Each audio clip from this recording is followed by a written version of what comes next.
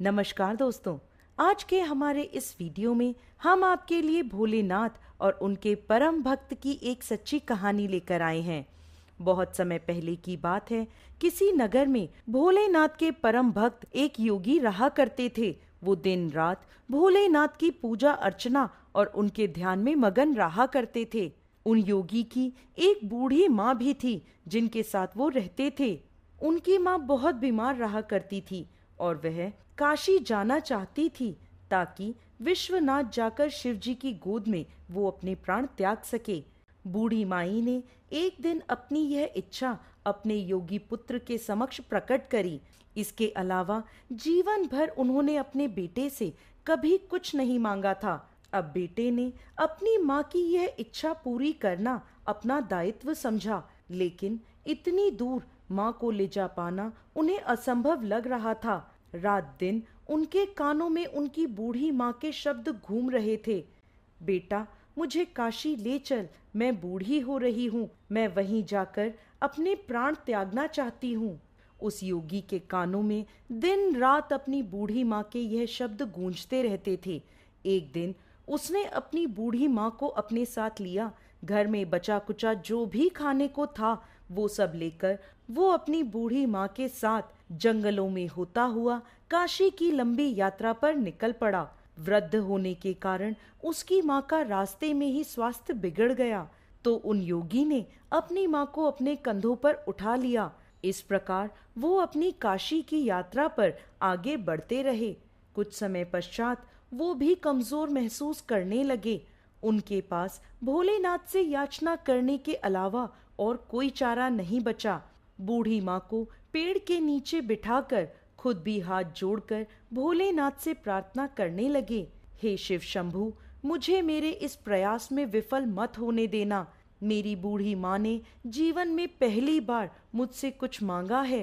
कृपा कर मुझे इसे पूरा करने का साहस दीजिए। मैं इन्हें काशी ले जाना चाहता हूँ। मेरी माँ काशी सिर्फ आपके लिए ही आना चाहती है। कृपा करके मुझे ताकत दे प्रभु। ऐसा कहते कहते योगी को भी थकानवश नींद आ जाती है। तभी अचानक उनकी नींद खुलती है तो उन्हें घंटी की आवाज सुनाई देती है, जैसे कोई बैलगाड़ी आ रही हो।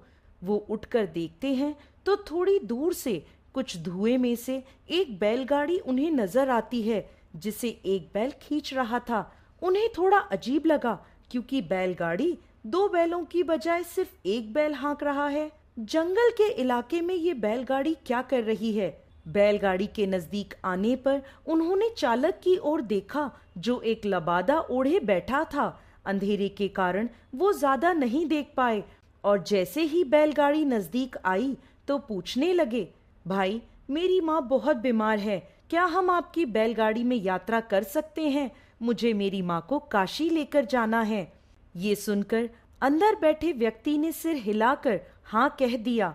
वो दोनों बैलगाड़ी में बैठ गए और वो बैलगाड़ी आगे चलने लगी। कुछ समय बाद योगी ने ध्यान दिया कि जंगल का रास्ता होने के बाद भी ये बैलगाड़ी इतनी आसानी से आगे कैसे बढ़ रही है। तब उन्होंने बैलगाड़ी से नीचे देखा तो बैलगाड़ी के पहिए घूम ही नहीं रहे थे। वो रुके हुए थे पर गाड़ी आगे बढ़ रही थी। फिर उन्होंने बैल की ओर देखा तो उनके आश्चर्य का कोई ठिकाना नहीं रहा।